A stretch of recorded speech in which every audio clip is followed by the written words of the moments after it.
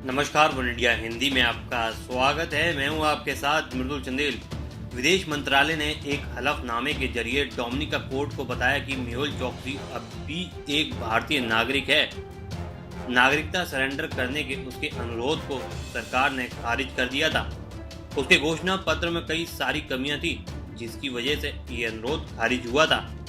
दरअसल India today की खबर के मुताबिक हलफनामे में कहा गया है कि मेहुल चोकसी ने अपनी राष्ट्रीयता को छोड़ने के लिए जॉर्जिया टाउन गुआन में उसने भारतीय हाई कमीशन में एक पासपोर्ट जमा किया था, जिसमें एक रद्द किया गया पासपोर्ट भी शामिल था। मेहुल चोकसी ने अपने आवेदन में कहा था कि उसने 16 नवंबर 2017 को एंटीगुआ और बरमूडा की राष्ट्रीयता हासिल कर ली है।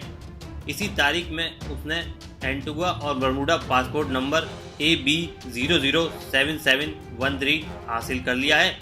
उसके आवेदन जमा करने के बाद विदेश मंत्रालय का दावा है कि इस मामले की भारत की ओर से अलग अलग स्तरों पर जांच की जा रही है।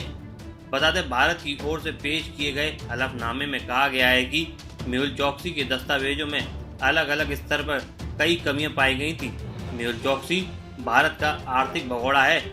मेहुल चोकसी की भारतीय नागरिकता सीज करने की रिक्वेस्ट 15 मार्च 2019 को ही खारिज कर दी गई थी। वहीं एंटीगुआ और बरमूडा सरकार द्वारा दी गई मेहुल चोकसी की नागरिकता को इस आधार पर रद्द करने का मुद्दा भारत ने उठाया है कि उसने गलत तरीके से विदेशी नागरिकता हासिल की है।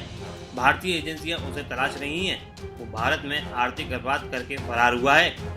आपको बता दें, भारत ने अदालत में मेहुल चोकसी को तुरंत भारतीय अधिकारियों को सौंपने का अनुरोध किया है।